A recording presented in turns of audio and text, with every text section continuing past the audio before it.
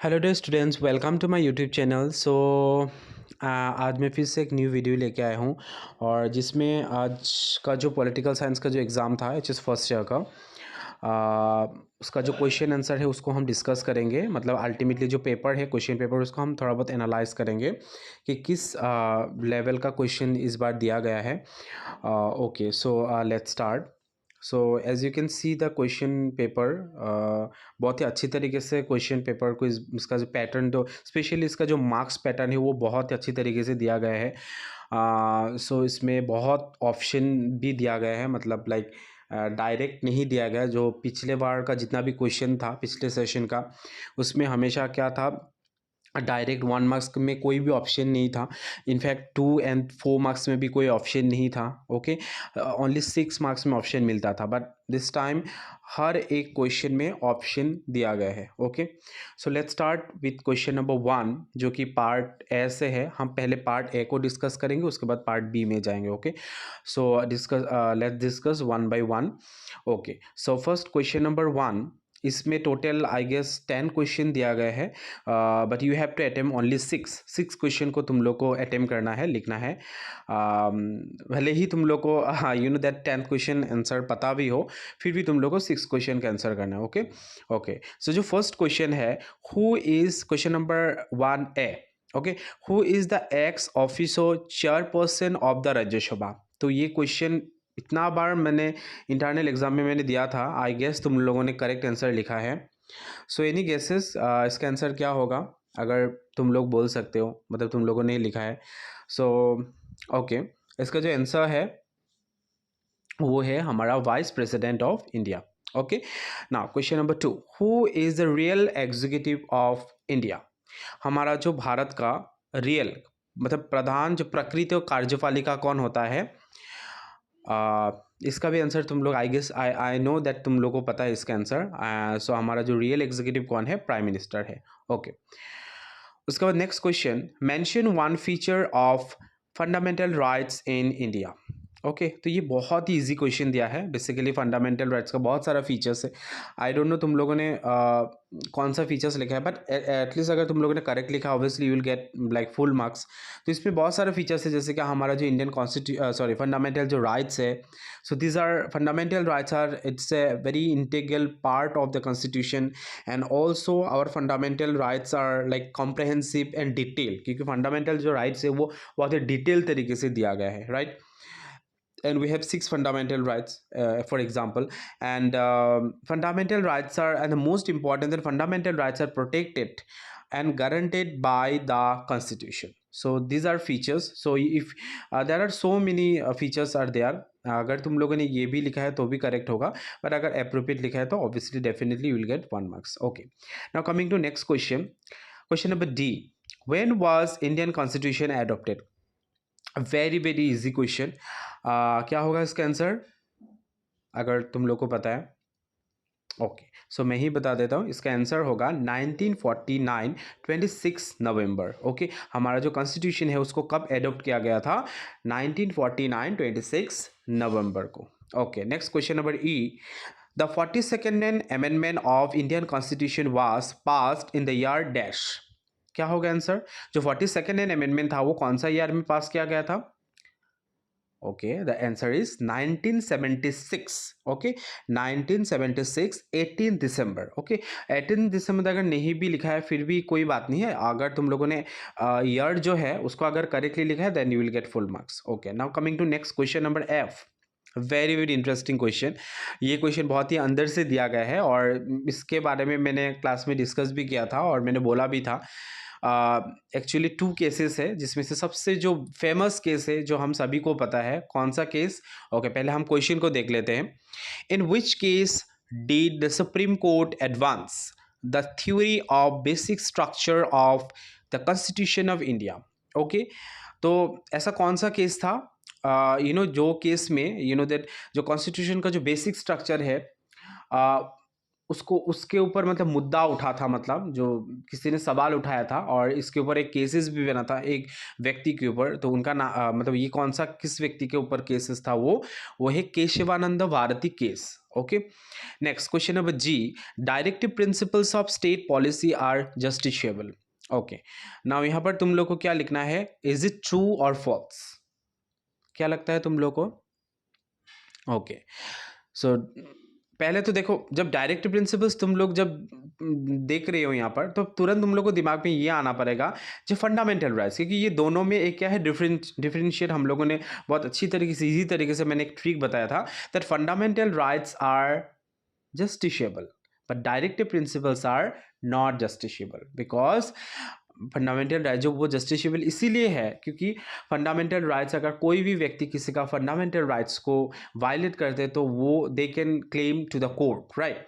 But जो directive principles है वो जस्टिशिएबल नहीं है because it is not guaranteed और protected by the court. Okay, so answer क्या होगा? Obviously answer will be false. Okay, next question, who presides over a joint session of the parliament? It is very easy. जो हमारा जो parliament का जो 2 session है ना, उसमें 2 सेशन को कौन प्रिसाइड, मतलब उसमें मीटिंग को कौन बुलाता है, मतलब जॉइंट सेशन कौन बुलाता है? तो वहाँ पर एक ही व्यक्ति है और वो है हमारा president of India. Okay, next, which article of the Indian constitution describes the amendment procedure? Very very easy. Article कौन सा आर्टिकल होगा? Okay, the article number 368। ये बहुत ही इंपॉर्टेंट आर्टिकल, इसको याद रखना। इसी आर्टिकल द्वारा ही जो अमेंडमेंट जो है वो होता है, ठीक है, amendment procedure. Okay, next, who was the president of the constituent assembly? ये तो बहुत इजी है, इसका आंसर क्या होगा? ओके, इसका आंसर होगा डॉक्टर राजेंद्र प्रसाद। ओके, सो 1 मार्क का क्वेश्चन कंप्लीट हो गया है। So please let me know in the comment section कितना क्वेश्चन तुम लोग का करेक्ट हुआ है। बाकी 2 मार्क्स का क्वेश्चन मैं ऐसे थोड़ा बहुत डिस्कस मैं कर देता हूँ। इसका आंसर कुछ कुछ आंसर तो एकदम डायरेक्ट होगा, मतलब ये अगर तुम अपने हिसाब से भी मेकिंग करके लिखो फिर भी करेक्ट नहीं होने वाला है। बट ज़्यादातर क्वेश्चन क्या है, मेक करके भी लिख सकते हो या फिर अलग आंसर भी लिख सकते हो। ऐसा नहीं कि मैं जो आंसर अभी बोलने वाला हूँ वही तुम लोग लिखो। ओके, तो क्वेश्चन नंबर 2A क्या दिया हुआ है, बहुत ये भी पूरा कॉमन आया है एकदम। Mention 2A means of ensuring independence of judiciary in India. हमारा जो एज यू नो दैट हमारा जो जुडिशरी सिस्टम है वो क्या है, इंडिपेंडेंट है, स्वाधीन है। ओके, सो अल्टीमेटली अगर ये जो इंडिपेंडेंट जुडिशरी है उसका स्वाधीनता को प्रोटेक्ट करने के लिए क्या, मतलब यू नो दैट किस तरीके का, मतलब यू नो जो मेथड या फिर जो है सजेशन चाहिए। सो अल्टीमेटली उसके लिए पहले तो क्या है, जो हमारा सबसे इंपॉर्टेंट बात है कि जो जजेस है, ओके, सुप्रीम कोर्ट का जो जजेस है उसका सैलरीज एंड सर्विस जो कंडीशनिंग को प्रोटेक्ट किया जाना पड़ेगा। Okay, next one is providing single judiciary, so there are so many other like measures also ensuring.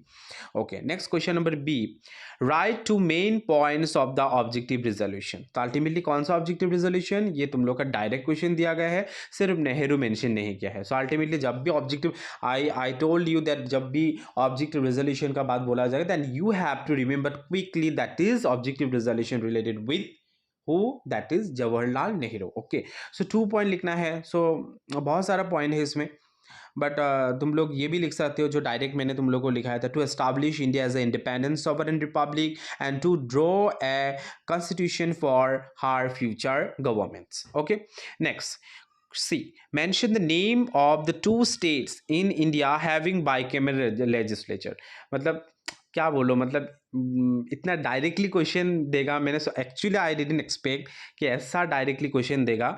सो मैंने उस दिन ही आई थिंक मैंने वीडियो एक बना के दिया था, उसमें फर्स्ट क्वेश्चन यही था कि what are the state that having a bicameral legislature. Okay, जिसमें 2 सदन है, मतलब so obviously there are right now there are 7, so like Andhra Pradesh है, महाराष्ट्र, कर्नाटका, उड़ीसा, बिहार, तेलंगाना, उत्तर प्रदेश। तो तुम लोगों ने अगर इसमें से if we have written only 2 then obviously you will get full marks। okay, next question, mention 2 provisions that India borrowed from the US constitution। okay, ऐसा 2 provision लिखो जो इंडिया ने यूएस कॉन्स्टिट्यूशन से लिया है। ओके, सो ऐसा क्या है, फंडामेंटल राइट्स है और इंडिपेंडेंट जुडिशरी, बहुत इजी है।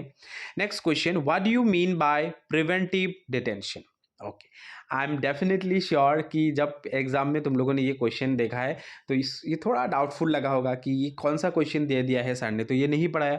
Okay, so let me tell you one thing, ये जो प्रिवेंटिव डिटेंशन है, मैंने ये वर्ड शायद मैंने इतना जिक्र नहीं किया था क्लास में, बट ये प्रिवेंटिव डिटेंशन जो है ये किसके साथ रिलेट करते हैं, you know, that is one kind of writs, you know, supreme court द्वारा रिट्स जारी किया जा सकता है, दैट इज हॉबियस कॉर्पस। तो ये हॉबियस कॉर्पस ही प्रिवेंटिव डिटेंशन है। अल्टीमेटली क्या है, okay let me tell you what is preventive detention. Like sometimes क्या होता है, a person can be arrested simply out of an apprehension that he or she is likely to engage in a unlawful activity, and you know that that is imprisoned for some time। Imprison मतलब कुछ समय के लिए, मतलब वो जो व्यक्ति है वो कुछ समय के लिए उसको जेल में डाला गया है, अनलाइकली कि वो लाइक कोई ना अनलॉफुल एक्टिविटीज के साथ वो एंगेज है। सो कुछ समय के लिए जो व्यक्ति को कारागार में डाला जाएगा, okay, and this is known as preventive detention. So मैंने ये बोला था, ये एक्चुअली ये प्रिवेंटिव डिटेंशन किसका एग्जाम्पल है, कौन सा वाला रिट्स का एग्जांपल है, हॉबियस कॉर्पस का। And habeas corpus is one kind of writs that is issued by the supreme court of India, article number 32। Okay, now next question number four F, why is India called republic. Very easy, हम जो India है, India को Republic बोला जाता है, you know that sovereign बोला जाता है, सोशलिस्ट बोला जाता है, बट यहाँ पर एक्चुअली क्वेश्चन सिर्फ रिपब्लिक दिया है। तो अल्टीमेटली मैंने ये क्वेश्चन भी दिया, ये भी डायरेक्ट कॉमन क्वेश्चन ही है। ओके, रिपब्लिक क्यों बोला जाता है, and you all know that as, अगर तुम नहीं भी पता है तो तुम लोग, मैं अभी आंसर में बोल रहा हूँ, इसका आंसर क्या होगा, थोड़ा डिफरेंट भी हो सकता है आंसर अगर तुम लोगों ने लिखा होगा। बट इंडिया को रिपब्लिक इसीलिए बोला जाता है that India elect, okay, that the all the people of India that elect the head of the state government. Okay, यहाँ पर गवर्नमेंट का जो हेड है उसको कौन इलेक्ट करता है, हमारा गवर्नमेंट का हेड कौन है, प्राइम मिनिस्टर है, राइट। तो उनको कौन इलेक्ट करता है, पीपल इलेक्ट करता है। That means India a democratic, you know that republic is a representative government where the power resides with the people. तो अल्टीमेटली पावर किसके पास होता है, पीपल के पास होता है। So people choose and majority decide. तो ये वाला जो सिस्टम की वजह से हमारा इंडिया जो है इसको क्या बोला जाता है, रिपब्लिक कंट्री बोला जाता है। Okay, next question number ji, write any two difference between fundamental rights, directive principles of state policy। very easy, directive principles and दोनों में difference क्या है, directive principles are like mentioned in part 3, on the other hand, sorry, that fundamental rights mentioned in part 3 of the Indian Constitution, on the other hand directive principles are mentioned in part 4 of the Indian Constitution। उसके बाद दूसरा difference ये भी लिख सकते हो, direct fundamental rights is justiciable and directive principles is not justiciable, and there are more differences जैसे कि like we have 6 fundamental rights in the Indian Constitution, and on the other hand we have 4 directive principles of state policy that is included in Indian Constitution। Okay, so if you have written any one of this you know that of this point, obviously you will get full marks। Okay, coming to next question, H, mention two federal features of Indian Constitution। बड़े बहुत easy question, मैंने ये बोला ही था, federal and unitary दोनों ही एकदम important question है। तो जब भी फेडरल बोला जाएगा क्या होगा, that is dwells you know that government, that is two tier government, central government and state government। और एक फीचर्स क्या लिख सकते हो फेडरल फीचर्स में, any guesses? Okay, division of power, हाँ ये भी फेडरल फीचर्स क्या होगा, हमारा फेडरल फीचर्स का करेक्ट फेडरल फीचर्स होगा इंडियन कॉन्स्टिट्यूशन का। Okay, now coming to next question number I, what do you mean by universal adult franchise. तो ये तो बहुत इजी है, तो मुझे बोलने का जरूरत नहीं है। Now next question number J, mention two functions of municipal board of Assam. तो ये भी बहुत ही इजी, ये मतलब ये बुक से पढ़ने का बात नहीं है, सभी लोगों को ये पता होगा कि जो म्यूनिसिपलिटी बोर्ड जो होता है असम का, उनका काम क्या होता है, राइट। तो आई एम डेफिनेटली श्योर कि मेरे हिसाब से तो 2 मार्क्स का सभी क्वेश्चन ही कॉमन था, ऐसा एक भी क्वेश्चन मतलब लाइक कॉमन नहीं आया ये नहीं बोल सकते। हाँ, क्वेश्चन नंबर जो 2E है, प्रिवेंटिव डिटेंशन, ये शायद ज़्यादातर 95% स्टूडेंट को शायद ऐसा लगा होगा ये कॉमन नहीं पड़ा है। Anyways, but you have to attend only 6, so obviously तुम लोगों ने 6 अटेम्प्ट किया होगा। Okay, now coming to question number 3, थोड़ा स्पीड में हम लोग डिस्कस करते हैं। ओके, अभी सिर्फ मैं क्वेश्चन ही बोलूँगा, एंड सॉरी टू से मैं आंसर नहीं बोलूँगा, सिर्फ क्वेश्चन को देखते हैं किस टाइप का क्वेश्चन आया है। और अगर क्वेश्चन मतलब मैं क्वेश्चन को थोड़ा बहुत एनालाइज समझा दूंगा तुम लोग को, अगर तुम लोगों ने इसका आंसर उसी तरीके से किया है, obviously you will get full marks. Okay, now question number 3 है, explain in brief unitary characteristics of the Indian constitution. So obviously जो यूनिटरी कैरेक्टरिस्टिक्स वो लिखना है, 4 यूनिटरी कैरेक्टरिस्टिक लिखना है। Okay, next question number B, ये भी कॉमन है। Question number B, explain the divide over the basic structure of the Indian constitution. Okay, तो ये क्वेश्चन मैं ये नहीं बोलूँगा कि ये कॉमन नहीं आया है, बट हाँ ये क्वेश्चन थोड़ा सा घुमा के दिया है। मतलब यहाँ पर क्या लिखना है, डिबेट लिखना है। अल्टीमेटली हमारा जो इंडियन कॉन्स्टिट्यूशन का बेसिक स्ट्रक्चर क्या क्या है बोलो, जैसे इंडिपेंडेंट जुडिशरी है, उसको हम चेंज नहीं कर सकते, राइट, इंडिपेंडेंट जुडिशरी सिस्टम। उसके बाद हमारे इंडिपेंडेंट और भी मैंने दिया था पॉइंट, जैसे कि like we have fundamental rights. Okay, so ये कुछ बेसिक स्ट्रक्चर है जिसको हम चेंज नहीं कर सकते, मतलब okay, and it is very difficult to change. So ये इसके ऊपर जो भी जितना भी कंट्रोवर्सीज डिबेट हुआ है, डिबेट ऑब्वियसली हुआ है, तो उसी डिबेट्स के बारे में यहाँ पर ultimately you have to write. Okay, so अगर तुम लोगों ने मेकिंग करके लिखा, obviously will get like out of 4 2 marks तो मिल ही जाएगा। Okay, next question, explain how the parliament control the executive. ये तो डायरेक्ट क्वेश्चन दिया है, किस तरीके से जो पार्लियामेंट वो एग्जीक्यूटिव को कंट्रोल करता है। तो as you know that executive जो ब्रांच है वो किसके द्वारा कंट्रोल होता है, पार्लियामेंट द्वारा कंट्रोल होता है। Okay, next question number D, what do you mean bye political philosophy approach. अभी देखो यहाँ पर क्या है, थोड़ा सा एक चीज मतलब ऐड कर दिया है, एक ही वर्ड, जिस वर्ड के वजह से तुम लोग को ये लगा होगा कि ये क्वेश्चन कॉमन नहीं आया। आई एम सॉरी टू से, बट ये क्वेश्चन डायरेक्टली उठा के दिया है तुम लोग का बुक से। What do you mean bye political philosophy, that means political philosophy, हमारा जो पॉलिटिकल फिलॉसफी के बारे में ही यहाँ पर लिखना है, उसका दृष्टिकोण से पॉलिटिकल फिलॉसफी क्या है। अल्टीमेटली पॉलिटिकल हमारा जो राजनीतिक जो दर्शन वो क्या है, political philosophy. Okay, and explain in Indian context, तो अल्टीमेटली इसको इंडियन कॉन्टेक्स्ट में लिखना है। तो हमारा अगर पॉलिटिकल फिलॉसफी से देखें, so we have several like preamble में जितना भी ऑब्जेक्टिव मेंशन किया गया है, इंडिया को क्या बोला गया है, secular, socialist, you know that sovereign. So यही सब यहाँ पर होगा पॉलिटिकल फिलॉसफी जब बोला जाएगा। Next question, explain how, question number E है, explain how the constitution is means of democratic transformation. ये क्वेश्चन थोड़ा घुमा के दिया है। अल्टीमेटली यहाँ पर क्या बोला गया है, मैंने एक पॉइंट था ना, that do you think that Indian constitution is a dynamic, या it is true, because dynamic होता है कॉन्स्टिट्यूशन जो, वो डायनामिक, ये चेंजेस होता रहता है, राइट, इसमें कितना सारा अमेंडमेंट होता है, कितना सारा चेंजेस होता है। तो यहाँ पर क्वेश्चन ये बोला गया कि जो हमारा जो कॉन्स्टिट्यूशन है, it is a means of democratic transformation, किस तरीके से ये चेंजेस होता रहता है, मतलब ये परिवर्तन होता रहता है, उसके बारे में लिखना है।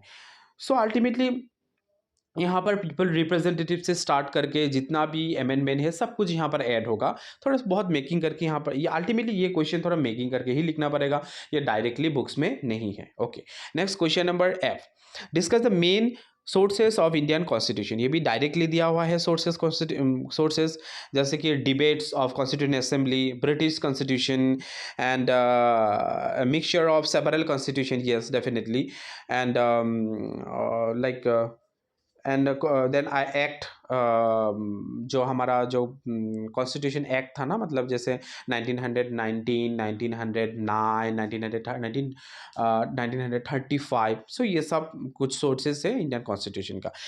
Next question number G, discuss the role of the governor during the president's rule. Okay, जब प्रेसिडेंट्स रूल्स डिक्लेयर होता है उस टाइम में गवर्नर का रोल क्या होता है। तो I don't think, I think ये क्वेश्चन मैंने नहीं दिया था उतना कॉमन, बट अगर तुम लोग को अगर पता है तो गवर्नर का रोल तो आई थिंक थोड़ा बहुत तो पता होगा ही, अगर इसने तुम लोगों ने अटेम्प्ट किया है तो ऑब्वियसली इट्स ओके। उसके बाद next question number 8, discuss the power and functions of Lok Sabha. ये तो डायरेक्ट क्वेश्चन है। सो अल्टीमेटली क्या है, how much you have to attempt, you have to attempt 5। तो पहले तो ए तुम लोगों ने अटेम्प्ट जरूर किया होगा। ओके, उसके बाद सी तो जरूर डेफिनेटली अटेम्प्ट किया होगा, 2 क्वेश्चन इधर से अटेम्प्ट हो गया है।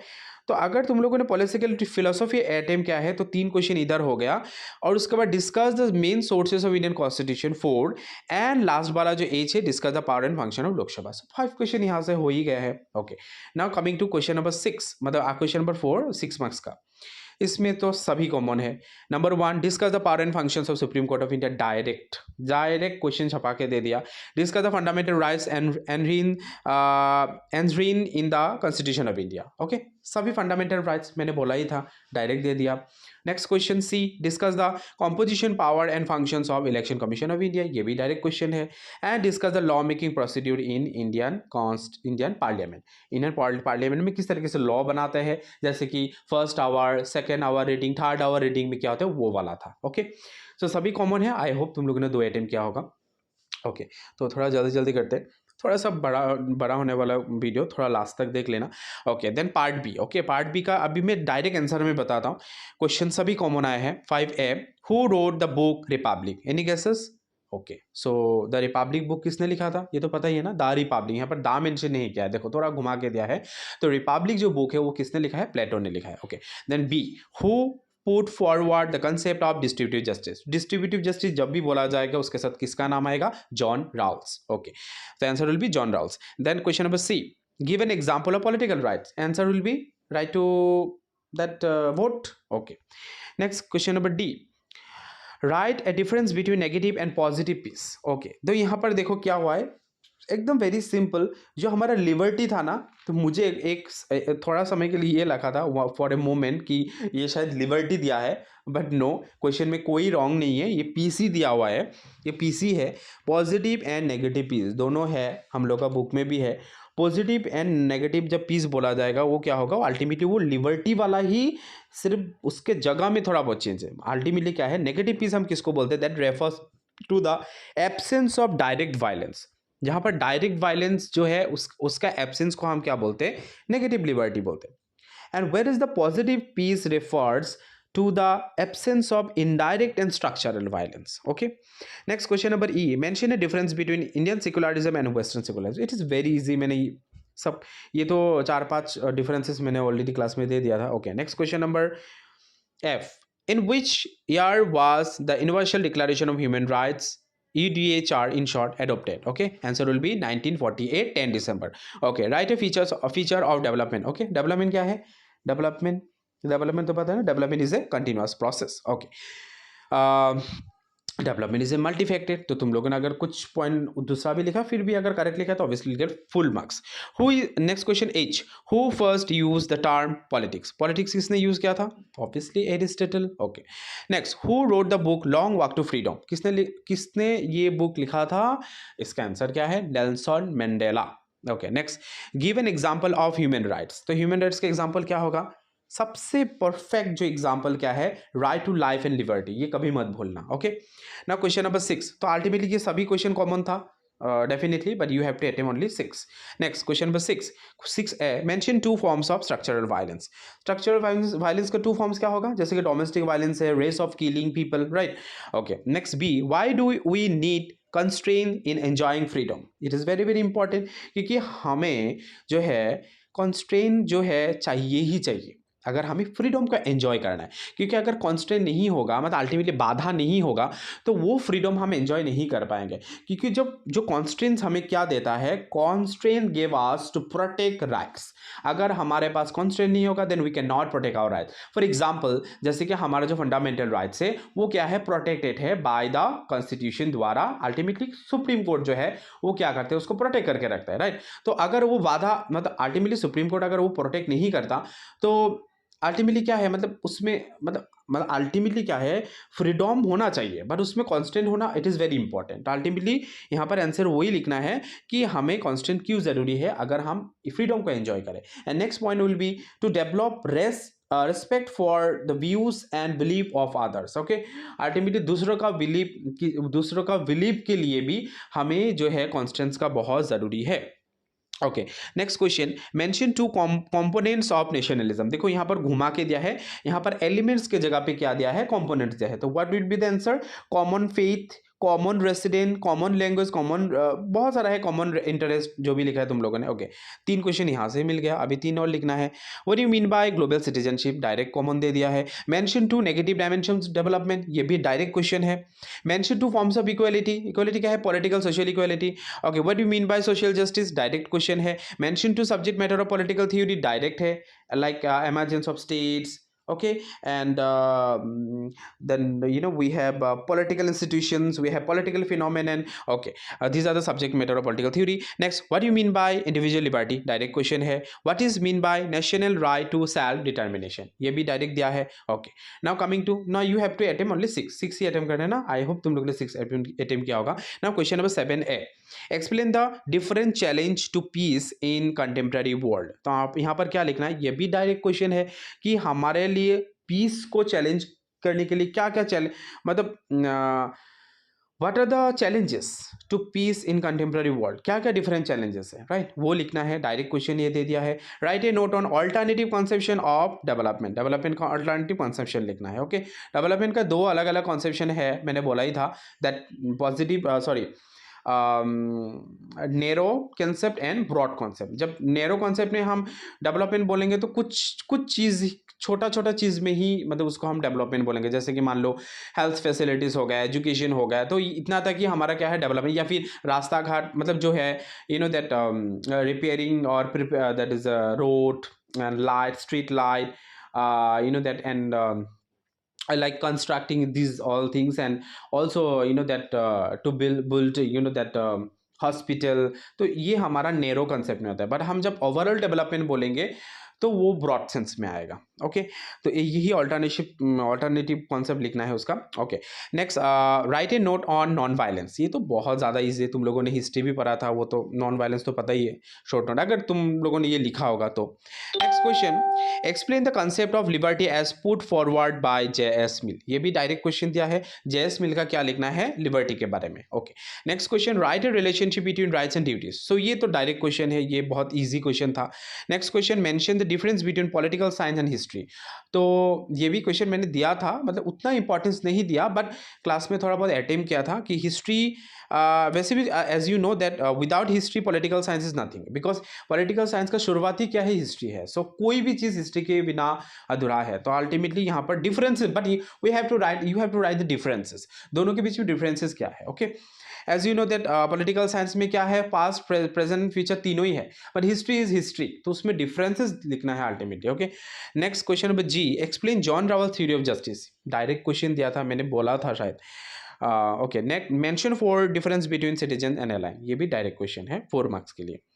आई होप तुम लोगों ने 5 क्वेश्चन यहाँ पर अटेम्प्ट किया होगा ना. Question number 8 A, define political theory, discuss the utility of the study of political theory. Direct question है, बहुत ही easy. Next question number B, what is freedom, explain the main dimensions of freedom. ये भी direct question है.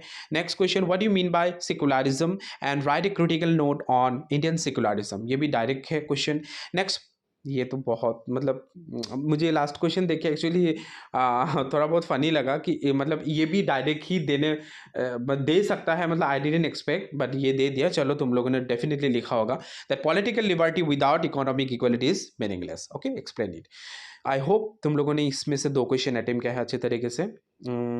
सो now please let me in the know comment section कि कितना तुम लोगों ने कितना स्कोर किया है ओवरऑल, लाइक तुम लोगों ने कितना अटेम्प्ट किया है एग्जाम में. बाकी कितना मार्क्स मिलेगा वो तो जब रिजल्ट देगा obviously will get to know about this, but अभी तुम लोग स्कोर बता सकते हो कमेंट सेक्शन में. एंड वन मोर थिंग, अगर मुझे ये पूछा जाए, अगर मेरा रिव्यू अगर बोला जाए कि ये पेपर क्वेश्चन कैसा था, सो आई विल डेफिनेटली से कि बहुत ही स्टैंडर्ड तरीके से क्वेश्चन को दैट प्रिपेयर किया गया है, तो अच्छा ही है. और इस तरीके का अगर क्वेश्चन अगर दिया जाए तो ऑब्वियसली स्टूडेंट के लिए क्या होता है कि ऑप्शन रहता है, एंड ऑप्शन अगर है तो उसमें क्या है कि मार्क्स स्कोर करने में ज़्यादा इजी होता है, क्योंकि अगर सब कॉमन तो नहीं आता है ना डायरेक्टली.